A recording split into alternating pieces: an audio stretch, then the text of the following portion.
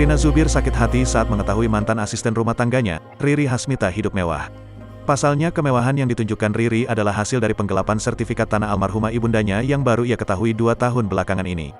Nirina Zubir menyebutkan apa-apa saja kemewahan yang kerap dipamerkan Riri selama ini dengan menggunakan uang penggelapan sertifikat tanah.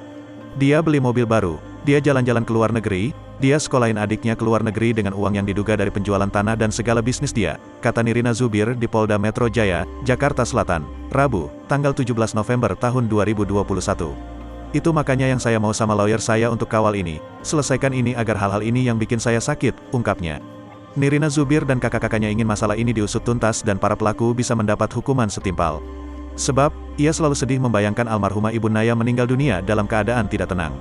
Saya tahu ibu saya meninggalnya nggak tenang gitu, ujar Nirina. Saya pengen diusut semua seadil-adilnya, setuntas-tuntasnya, seberat-beratnya agar keluarga kami bisa tenang, bebernya mantan art Nirina Zubir sering pakai uang almarhumah ibunda untuk modal usaha. Mantan art Nirina Zubir, Riri Hasmita, diketahui tak hanya menggelapkan uang hasil jual dan gadaikan 6 sertifikat tanah. Riri disebut menggunakan uang dari almarhumah ibunda Nirina untuk keperluan bisnis dan ikut arisan.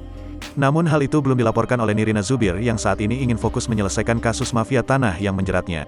Saya nggak pernah ngumbar angka, cuma ini kurang lebih 17 miliar yang di Jakarta, masih ada lagi sertifikat lain, bahkan bisnis-bisnis dia sebelumnya yang pakai uang ibu saya belum dihitung, beber Nirina Zubir di Polda Metro Jaya, Jakarta Selatan, Rabu, tanggal 17 November tahun 2021. Ada nota-notanya bahwa dipinjamkan, diarisankan, dijadiin modal untuk usaha. Nah itu belum termasuk 17 M itu, ucap Nirina. Nirina akhirnya mengetahui bahwa selama ini mantan asisten rumah tangganya itu kerap meminta uang ke ibundanya untuk modal bisnis. Namun uang itu tak pernah dikembalikan hingga ibunda Nirina meninggal dunia 2 tahun lalu.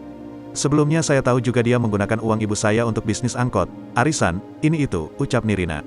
Jadi, itu tuh berkembang terus, dari yang tadinya 5 juta, 10, 15, 25, 100 sampai akhirnya tanah yang diincar gitu loh, tambahnya.